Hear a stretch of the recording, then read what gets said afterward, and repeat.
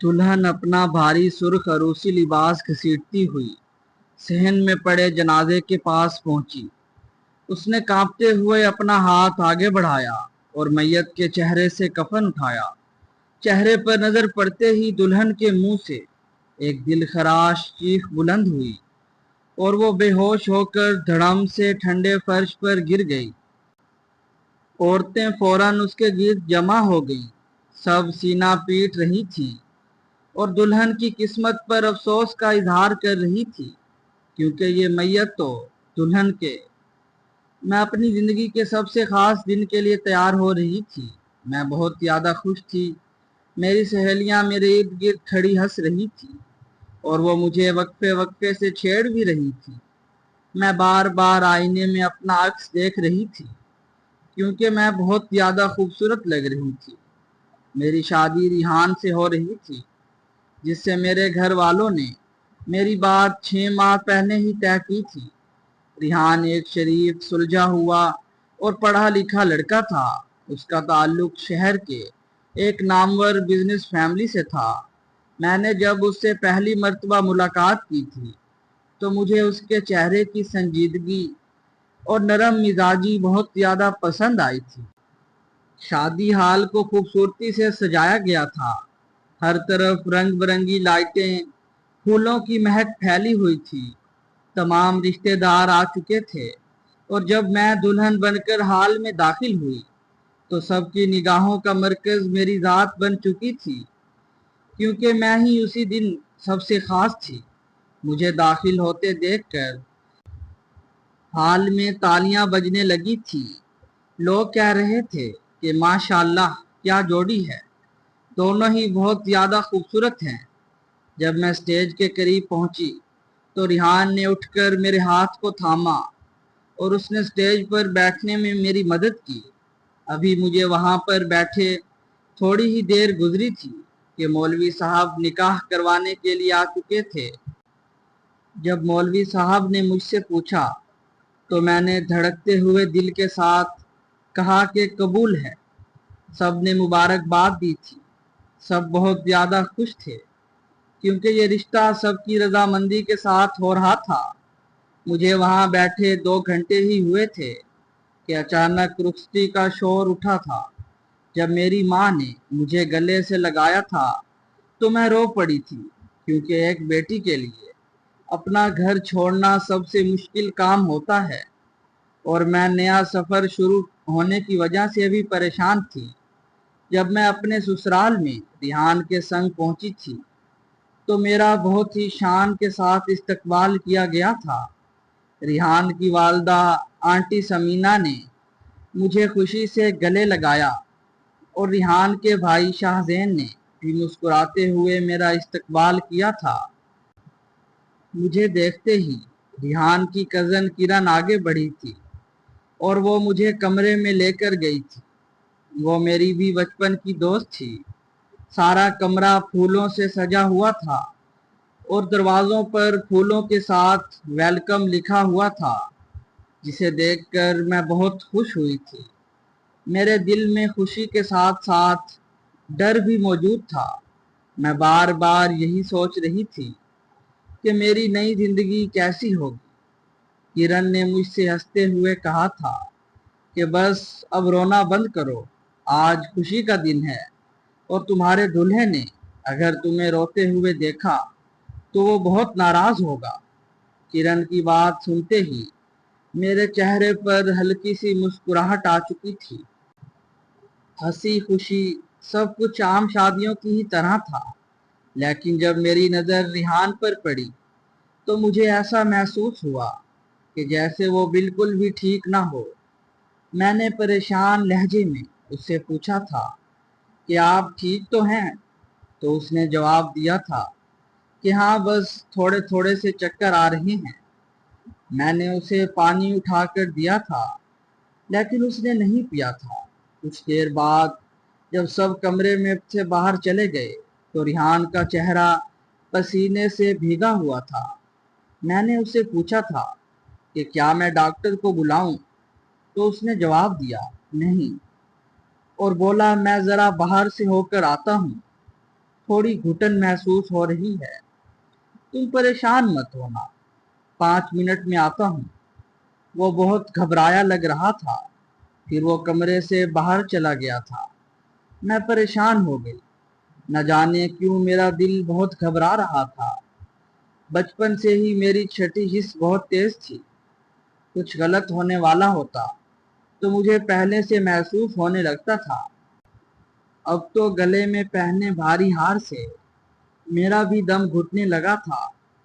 मैंने हार को खोलकर थोड़ा सा लूज किया।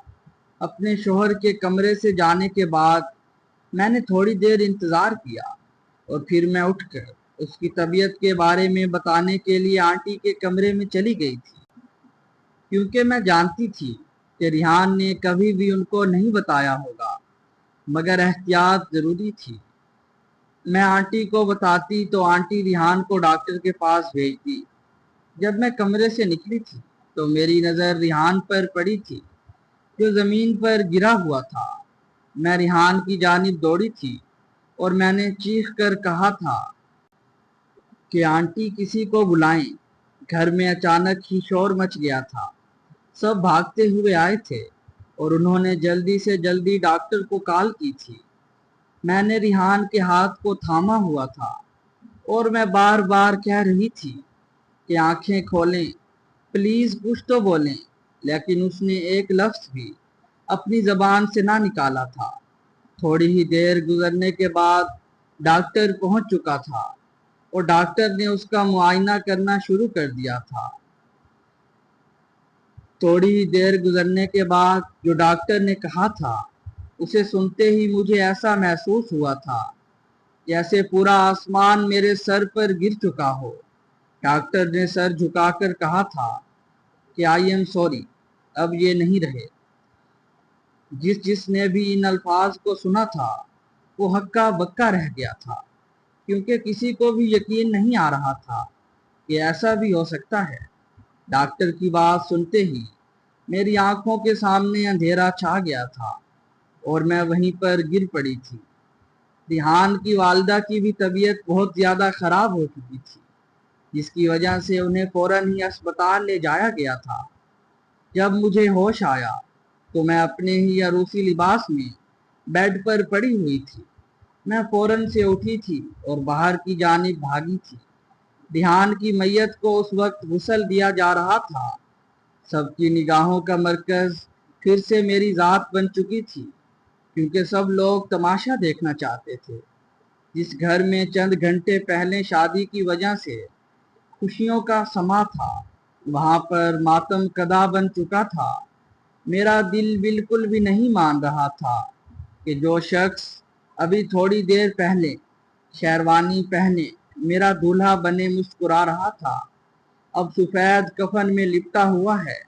मैं अपने अरूसी लिबास को घसीटते हुए मैयत के पास पहुंची थी।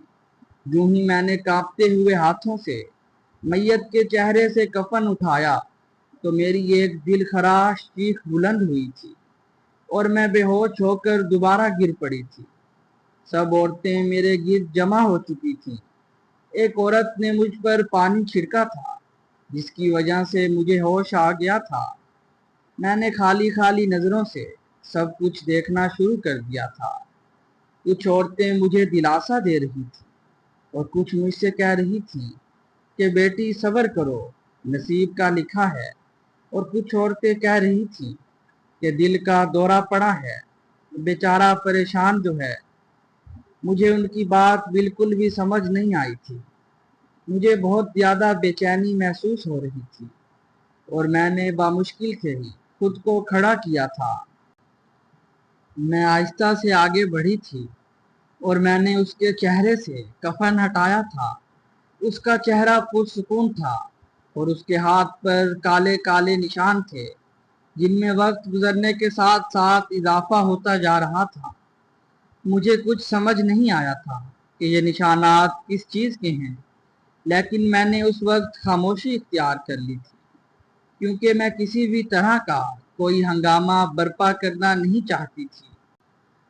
मेरे दिल में इन निशानात को देखकर एक सवाल गर्दिश कर रहा था कि वाकई वो दिल के दौरे की वजह से मरा है। अगरचे मैं इस वक्त बैठी हुई थी, लेकिन परेशानी की वजह से मेरा दिमाग सुन्न हो चुका था, जिसकी वजह से मुझे कुछ भी मालूम नहीं था कि क्या हो रहा है और क्या नहीं। जब मुझे होश आया था तो इस वक्त रात हो चुकी थी और मुझे बहुत ज़्यादा सर्दी महसूस हो रही थी। कमरे में चंद औरतें बैठी हुई थी जो मुझे होश में आते देखकर खामोश हो गई थी। किरण मुझे होश में आता देखकर मेरी जानिब लपकी थी और उसने मुझसे कहा था कि थोड़ा सा पानी पी लो। मैंने उसकी बात सुनने के बाद बामुश्किल ही अपने लब हिलाए थे और मैंने उससे पूछा था कि किरण, रिहान को क्या हुआ है? उस वक्त रिहान को याद करते ही मेरी आंखों में से आंसू बहने लगे थे। किरण ने अपनी नज़रों को झुकाकर कहा था कि शायद उसे दिल का दौरा पड़ा है, लेकिन मुझे इस बात पर यकीन ना आया था, क्योंकि जब मैंने उसके हाथों पर निशानात को देखा था, मुझे ऐसा महसूस हो रहा था कि कुछ ना कुछ तो गलत हुआ है, जिसके बारे में किसी को भी मालूम नहीं था।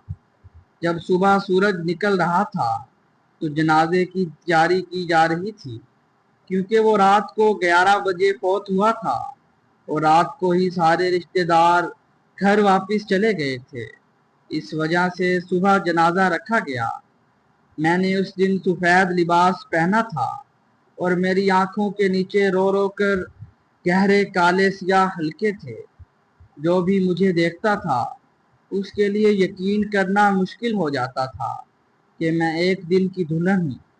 मेरे चेहरे की रंगत उस वक्त जर्द थी और मेरे चेहरे की हवाइयाँ उड़ी हुई थी। रिहान के जनाजे को कमरे से निकालकर सहन में रखा गया था। लोग आते और जा रहे थे। मौलवी साहब ने दुआ करवाई थी और इन्होंने कहा था कि आधे घंटे के बाद जनाजे को उठा लिया जाएगा। इसीलिए जिसने भी आखिरी मर्तबा चेहरा देखना है तो वो देख ले। मैं भी आगे की जानिब बढ़ी थी और जनाजे के करीब जाकर मैंने रिहान के हाथों को थाम लिया था और मैंने उससे कहा था कि आपने कहा था ना कि हम दोनों हमेशा साथ रहेंगे, और आप तो मुझे एक ही दिन में छोड़कर चले गए। मैंने जोर जोर से शोर करना शुरू कर दिया, लेकिन मुझे तसल्ली देने के लिए कोई भी आगे ना बढ़ा था। और थोड़ी ही देर गुजरने के बाद किसी ने दूर से कहा था कि चलो, नमाज जनाजा का वक्त हो चुका है। मैंने रोते हुए अपनी आंखों को बंद कर लिया था, लेकिन मेरे दिल में सिर्फ और सिर्फ एक ही सवाल गर्दिश कर रहा था कि क्या रिहान खुद मरा है या उसे मारा गया है। लेकिन मेरे पास इस सवाल का कोई भी जवाब न था। लेकिन मैंने पुख्ता इरादा कर लिया था कि मैं सच मालूम करके ही दम लूँ, चाहे उसके लिए मुझे कुछ भी क्यों न करना पड़े। रिहान को फौत हुए 3 दिन गुजर चुके थे, लेकिन घर की फजा पहले ही दिन की तरह थी। हर शख्स को ही रिहान की मौत की वजह से अचानक सदमा पहुंचा था। वही घर जो चंद दिन पहले खुशियों और रोशनियों और कहकहों से भरा हुआ था, वो उदासी में ढल चुका था। मैं सारा दिन चुपचाप अपने कमरे में बैठी रहती थी और ना ही कुछ खाती थी और ना ही मैं किसी से कोई बात करती थी। मैं बस अपने कमरे को ही तकती रहती थी, जिसमें फूलों की सेज अभी तक मौजूद थी। कमरे में मौजूद हर चीज़ मुझे रिहान की याद दिला रही थी। कमरे में हर चीज़ पहले ही दिन की तरह मौजूद थी। किसी ने भी किसी चीज़ को छुआ तक नहीं था। अगली सुबह जब खादिमा मुझे चाय देने के लिए आई थी तो मैंने उससे पूछा था कि क्या तुमने रिहान साहब को आखिरी दिनों में परेशान देखा था। खादिमा ने थोड़ी देर सोचने के बाद कहा था कि हाँ, मैंने सुना था कि शादी से चंद दिन पहले ही रिहान साहब और शाहजेन के दरमियान एक बहुत बड़ा झगड़ा हुआ था। मेरा दिल इसकी बात सुनकर रुक सा गया था اور میں نے اس سے پوچھا تھا کہ ان کے درمیان کس بات پر جھگڑا ہوا تھا، تو اس نے گھبراتے ہوئے ادھر ادھر دیکھا تھا اور اس نے آہستہ سے کہا تھا کہ بیوی جی، میں نے صرف اتنا ہی سنا تھا کہ ریحان صاحب بہت زیادہ غصے میں تھے اور کہہ رہے تھے کہ میں سب کو سچ سچ بتا دوں گا۔ میرے ہاتھوں میں موجود چائے کا کپ لرز اٹھا تھا۔ کیا یہی بات تم نے سنی تھی؟ میں نے اس سے تصدیق کرتے ہوئے پوچھا تھا۔ اس نے اس بات میں سر ہلایا تھا۔ اس وقت وہ نوکری چلی جانے کی وجہ سے بہت زیادہ ڈری ہوئی تھی، اسی لیے اس نے سچ کسی کو بھی نہیں بتایا تھا۔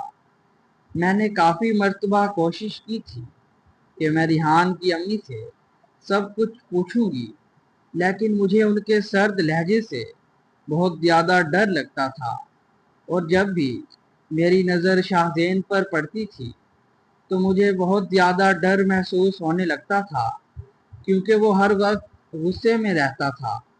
اسی لیے سب گھر والے ہی اس کے غصے سے ڈرتے تھے۔ شام کو کرن مجھ سے ملنے کے لیے کمرے میں آئی تھی اور اس نے کہا تھا کہ کچھ کھا لو، تم نے 3 دنوں سے کچھ بھی نہیں کھایا۔ میں نے اس کا ہاتھ پکڑ کر اسے اپنے ساتھ بٹھایا تھا اور میں نے اس سے کہا تھا کہ کرن، تم مجھے ایک بات بتاؤ، کیا شادی سے چند دن پہلے ریحان اور شاہ زین کے درمیان کوئی جھگڑا ہوا تھا؟ اور اگر ان دونوں کے درمیان کوئی جھگڑا ہوا تھا تو اس کی وجہ کیا تھی؟ کرن میری بات سنتے ہی چونک اٹھی تھی۔ اس نے اپنی زبان سے ایک لفظ تک نہ نکالا تھا، لیکن اس کے چہرے کا رنگ میری بات سنتے ہی بدل سا گیا تھا۔ کرن نے مجھ سے صرف اتنا ہی کہا تھا کہ مجھے اس بارے میں کچھ بھی معلوم نہیں، اور پھر وہاں سے چلی گئی تھی۔ کرن کی خاموشی کی وجہ سے میرا دل میں شک مزید بڑھ گیا تھا۔ اگلی صبح ناشتے کے وقت شاہ زین نے مجھ سے سرد لہجے میں کہا تھا کہ بھابھی، آپ کو خود کو سنبھالنا ہوگا۔ ریحان تو نہیں رہا، لیکن آپ کی تو ابھی ساری زندگی پڑی ہے۔ میں نے اس کی بات سننے کے بعد کوئی بھی جواب نہ دیا۔ 2 دن بعد ایک عجیب سا واقعہ رونما ہوا تھا۔ مجھے بیڈ کی دراز میں ایک فائل ملی تھی جس میں بہت سے کاغذات موجود تھے۔ کچھ کاغذات جائیداد کے تھے اور کچھ کاغذات بزنس کے تھے، اور کچھ کاغذات فائل میں علیحدہ رکھے گئے تھے، جنہیں دیکھ کر ایسا لگ رہا تھا کہ جیسے وہ کاغذات سب سے زیادہ اہم ہوں۔ جب میں نے ان کاغذات کو کھولا تو وہ کاغذات شاہ زین اور اس کی ہی جائیداد کے تھے، اور کچھ کاغذات عدالت کی طرف سے بھی تھے۔ میں نے جب ان کاغذات کو دیکھا تو میں چونک اٹھی تھی، اور میں نے اسی وقت ہی فیصلہ کر لیا تھا کہ مجھے جلد از جلد یہ کاغذات پولیس والوں کے سپرد کرنے ہوں گے، کیونکہ ان کے سوا میری کوئی بھی مدد نہیں کر سکتا تھا۔ جب میں نے پولیس والوں کے پاس کال ملائی تھی تو اس وقت میرے ہاتھ کپ کپا رہے تھے۔ میرا دل کہہ رہا تھا کہ یہ سب غلط ہے، لیکن دماغ کہہ رہا تھا کہ اگر تم نے آج کچھ بھی نہیں کیا تو تم سچ کو کبھی بھی نہیں جان پاؤ گی۔ ابھی میں اسی کشمکش میں تھی کہ اچانک دوسری طرف سے کسی پولیس اہلکار نے فون اٹھایا تھا، اور اس نے مجھ سے کہا تھا کہ ہم آپ کی کیا مدد کر سکتے ہیں۔ میں نے اس کو سب کچھ ہی تفصیل کے ساتھ بتا دیا تھا۔ اس نے میری بات کو سنجیدگی کے ساتھ سنا تھا، اور اس نے مجھے کہا تھا کہ ہم اس معاملے کو دیکھیں گے، پلیز آپ پرسکون رہیں۔ جب میں نے ان کو سب کچھ بتا کر فون بند کیا تھا تو مجھے بہت زیادہ سکون محسوس ہوا تھا، لیکن ساتھ ساتھ مجھے ڈر بھی لگ رہا تھا کہ اگر گھر میں کسی کو پتہ چل گیا کہ میں نے پولیس والوں کو سب کچھ بتایا ہے تو وہ میرا کیا حشر کریں گے۔ لیکن میں نے یہ سوچ کر خود کو پرسکون کر لیا تھا کہ جو ہوگا سو دیکھا جائے گا۔ اگلے ہی دن جب میں اٹھی تھی تو آنٹی سمینہ کا رویہ پہلے سے کافی حد تک تبدیل تھا۔ وہ اگرچہ بات کر رہی تھی لیکن مجھے ایسا محسوس ہو رہا تھا کہ جیسے وہ مجھ سے کچھ نہ کچھ چھپا رہی ہوں۔ کرن بھی مجھے بہت کم نظر آئی تھی۔ رات کو میں ابھی سونے کی تیاری کر رہی تھی کہ اچانک ہی دروازے پر ہونے والی دستک نے مجھے چونکا دیا تھا۔ جب میں نے دروازہ کھولا تو وہاں پر خادمہ موجود تھی جس نے مجھے تمام حقیقت سے آگاہ کیا تھا۔ وہ فوراً سے کمرے میں آئی تھی اور اس نے دروازہ بند کر دیا تھا، اور اس نے گھبراتے ہوئے مجھ سے کہا تھا کہ اس نے شاہزین کو کسی سے بات کرتے ہوئے سنا ہے۔ وہ کہہ رہا تھا کہ مجھے کچھ معلوم ہو چکا ہے۔ اس کی بات سنتے ہی میرے ارد گرد خوفناک دائرے گھومنے لگے تھے۔ مجھے مکمل طور پر یقین ہو چکا تھا کہ ریحان کی موت بالکل بھی حادثہ نہیں تھی، اور اس گھر میں کوئی ایسا شخص ضرور موجود ہے جو نہیں چاہتا تھا کہ ریحان زندہ رہے۔ میرا شک سیدھا سیدھا شاہزین پر گیا تھا۔ میں نے پولیس کو دوبارہ کال کی تھی اور میں نے انہیں تحقیق کرنے کے لیے گھر پر آنے کے لیے کہا تھا، جس کی وجہ سے تھوڑی ہی دیر کے بعد وہ آ چکے تھے۔ پولیس کو دیکھتے ہی آنٹی سمینا کے چہرے کا رنگ اتر گیا تھا۔ پولیس والوں نے ڈاکٹر کو بھی بلایا تھا۔ جب انہوں نے ڈاکٹر کی طرف سے ملنے والی خبر کو چیک کیا تو انہیں معلوم ہوا تھا کہ ریحان کو زہر دیا گیا ہے، اور وہ ڈاکٹر بھی چونکہ شاہزین نے بلوایا تھا اسی لیے وہ بھی ان کے ساتھ ملا ہوا تھا۔ اس نے شاہزین سے چند لاکھ لے کر اپنی زبان کو بند کر لیا تھا۔ ریحان کو زہر کسی نے پینے والی چیز کے ساتھ ملا کر دیا تھا۔ جب پولیس والوں نے مجھے رپورٹ دکھائی تھی تو میں چونک اٹھی تھی، کیونکہ اس رپورٹ پر صاف صاف الفاظ میں لکھا ہوا تھا کہ اسے دودھ میں زہر دے کر مارا گیا تھا۔ میرے ہاتھ اس وقت کانپ رہے تھے، اور میں نے کہا تھا کہ شادی کی رات ریحان کے لیے دودھ تو صرف کرن ہی لے کر آئی تھی۔ پولیس والے میری بات سن کر چونک اٹھے تھے اور انہوں نے مجھ سے پوچھا تھا کہ کرن کون ہے، تو میں نے ہی انہیں بتایا تھا کہ وہ ریحان کی کزن ہونے کے ساتھ ساتھ میری دوست بھی ہے۔ پوری شادی میں نے اسے ایک مرتبہ بھی مسکراتے ہوئے نہیں دیکھا تھا۔ وہ مسلسل ہی اداس دکھائی دے رہی تھی۔ پولیس والوں نے کہا تھا کہ ہمیں اس سے ہی بات کرنی ہوگی، کیونکہ وہی حقیقت سے آگاہ کر سکتی ہے۔ اگلے ہی دن جب کرن ہمارے گھر آئی ہوئی تھی تو میں نے اسی وقت کرن کو بتائے بغیر پولیس والوں کو بتا دیا تھا، جس کی وجہ سے تھوڑی ہی دیر کے بعد وہ اہلکار موجود تھے اور انہوں نے ریحان کے بارے میں کرن سے پوچھا تھا۔ پولیس والوں کو دیکھ کر کرن بہت زیادہ پریشان ہو گئی تھی، اور اس نے پولیس والوں سے کہا تھا کہ میں تو ریحان کو اپنے ہی بھائی کی طرح سمجھتی تھی۔ میں اس کے مرنے کے بعد بالکل ہی ٹوٹ کر رہ گئی ہوں۔ آپ لوگ مجھے کیوں شک کی نگاہ سے دیکھ رہے ہیں؟ پولیس اہلکار نے اس سے سیدھا سیدھا سوال کیا کہ شادی سے کچھ دن پہلے تم دونوں کے درمیان کسی بات پر بحث ہوئی تھی؟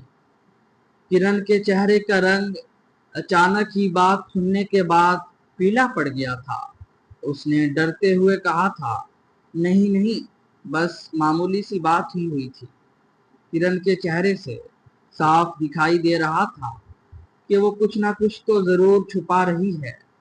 میں نے اپنی نظروں کو کرن کے چہرے پر جما دیا تھا، اور جب وہ جا رہی تھی تو اس نے کہا تھا کہ میں بالکل بے قصور ہوں، مجھے کسی بھی بارے میں کچھ بھی معلوم نہیں ہے۔ رات کو جب میں کمرے میں بیٹھی ہوئی تھی تو میری نگاہ لیپ ٹاپ پر پڑی تھی، جو کہ ریحان کا ہی تھا اور الماری کے اوپر پڑا ہوا تھا۔ میں نے جلدی سے اس لیپ ٹاپ کو اٹھایا تھا، اور جب میں نے اسے اوپن کیا تو اس پر پاس ورڈ لگا ہوا تھا۔ جب میں نے وہاں پر اپنا نام لکھا تو وہ پاسورڈ کھل گیا، جس کی وجہ سے مجھے بہت زیادہ خوشی محسوس ہوئی تھی۔ میں نے اس لیپ ٹاپ کو کھنگالنا شروع کر دیا تھا تاکہ مجھے کوئی نہ کوئی ثبوت ملے، اور تھوڑی ہی دیر کے بعد مجھے وہ ثبوت مل چکا تھا جس کی مجھے تلاش تھی، کیونکہ ریحان اور شاہ زین دونوں نے ہی ایک دوسرے کو ای میل سینڈ کی ہوئی تھی جو ان دونوں کے درمیان جھگڑے کو ثابت کرنے کے لیے بہت بڑا ثبوت ثابت ہو سکتی تھی۔ اور اس لیپ ٹاپ میں مجھے ایک خط بھی ملا تھا جو کہ ایک وکیل کو بھیجا گیا تھا، اور اس خط میں واضح الفاظ میں لکھا ہوا تھا کہ ریحان کے والد صاحب نے اپنی جائیداد دونوں بھائیوں کے درمیان برابر تقسیم کی تھی، لیکن شاہ زین نے کچھ کاغذات کو بدل ڈالا تھا۔ شاہ زین جیسا دکھائی دیتا تھا وہ بالکل بھی ویسا نہیں تھا۔ ایک خط میں یہ بھی لکھا ہوا تھا کہ امی کو سب کچھ معلوم ہے، لیکن پھر بھی وہ خاموش ہیں۔ وہ خط بھی وکیل کو ہی سینڈ کیا گیا تھا جو ریحان کا دوست تھا۔ اگلے ہی دن میں نے آنٹی سمینا سے بات کرنے کی کوشش کی تھی، اور میں نے ان سے کہا تھا کہ امی جان، مجھے ریحان کے لیپ ٹاپ میں کچھ ای میلز اور خط ملے ہیں جن میں شاہ زین اور ان کے درمیان ہونے والے جھگڑے کا ذکر کیا گیا تھا۔ کیا آپ کو سب کچھ معلوم تھا؟ ان دونوں کے درمیان کیا چل رہا ہے؟ میری بات سنتے ہی میری ساس کا موڈ ایک دم خراب ہو چکا تھا۔ انہیں دیکھ کر بالکل بھی ایسا محسوس نہیں ہوتا تھا کہ ان کا جوان بیٹا چند دن پہلے ہی اس دنیا سے رخصت ہو چکا ہے۔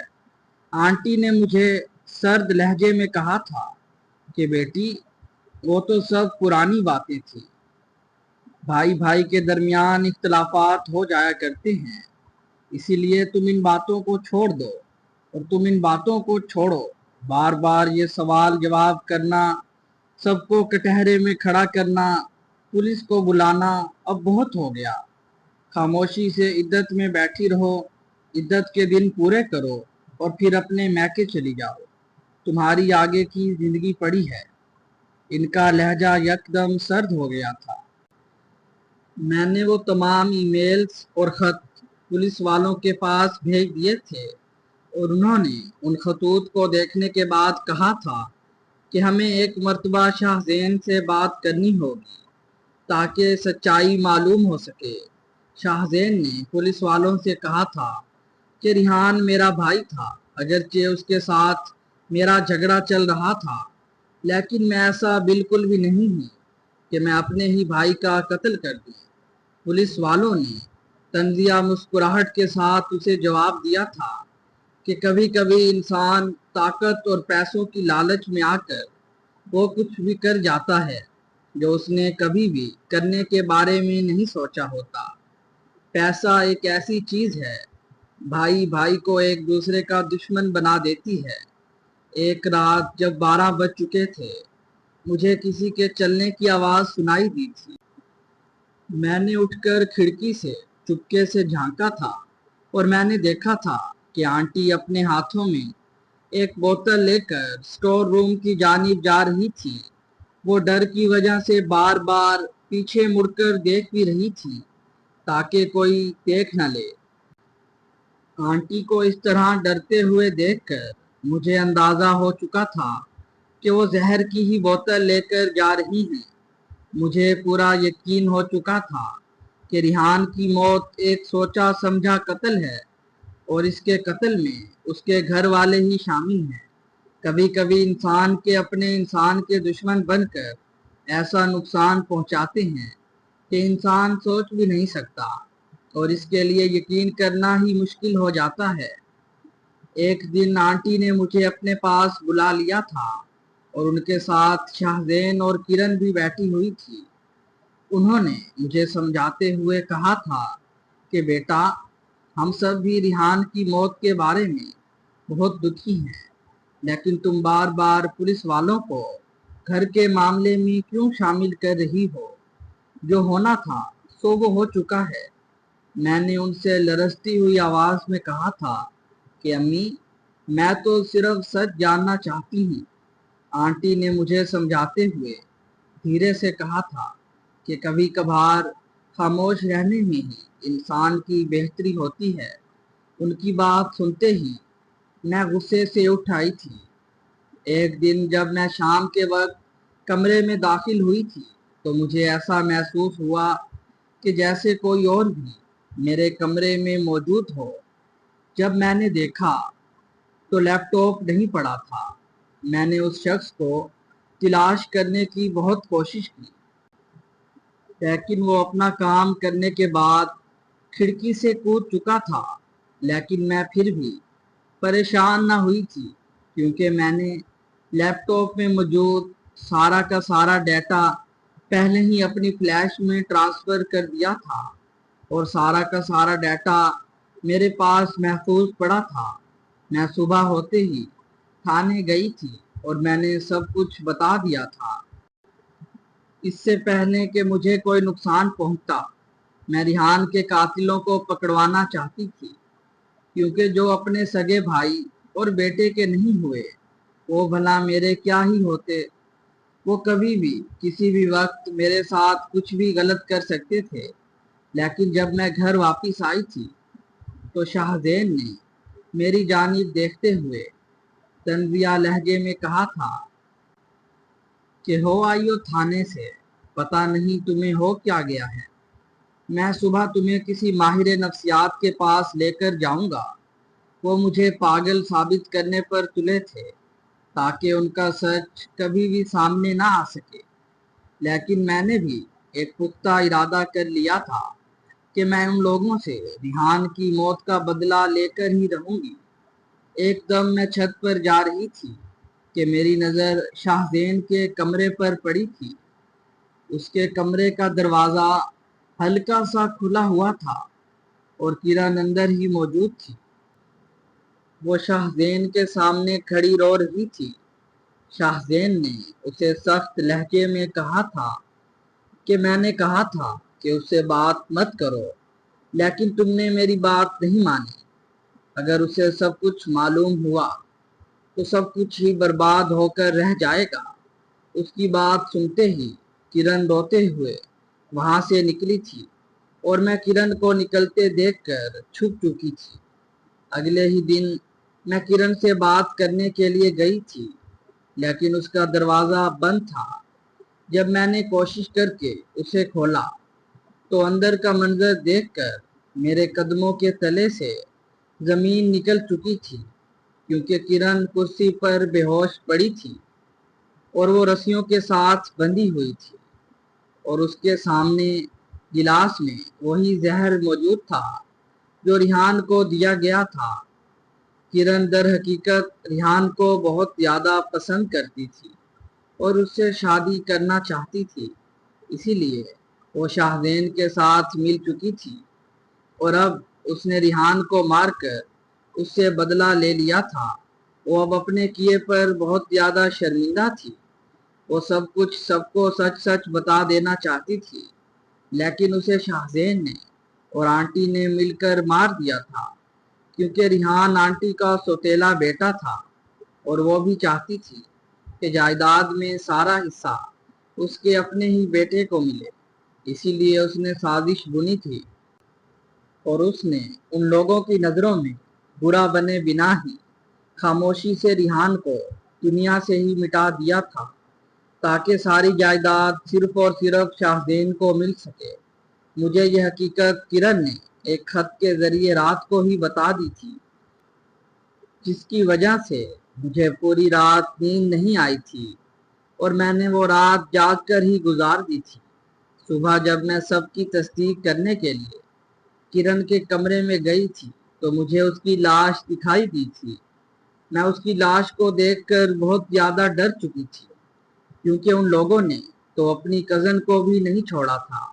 اس دن مجھے ڈر محسوس ہونے لگا تھا کہ کہیں یہ لوگ مجھے ہی نقصان نہ پہنچا دے۔ میں نے اسی وقت پولیس کو کال کی تھی، جس کی وجہ سے تھوڑی ہی دیر میں پولیس بھاری نفری کے ساتھ وہاں پر موجود تھی۔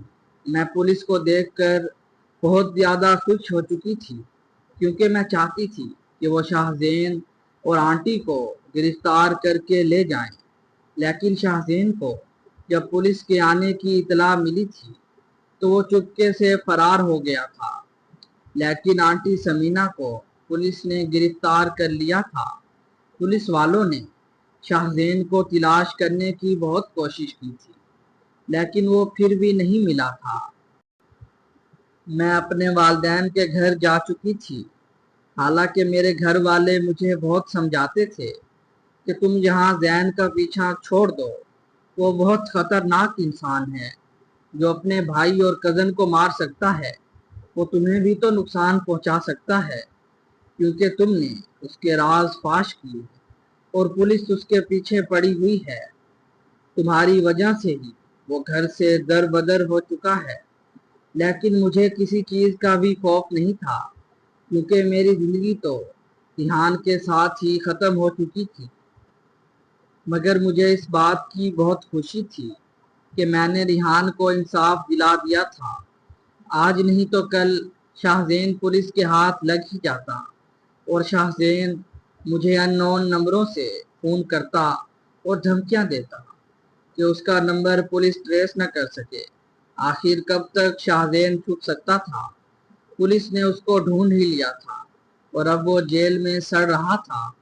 पैसे के लालच में इस कदर अंधा हो चुका था कि उसने दो दो लोगों की जिंदगी खत्म कर दी थी।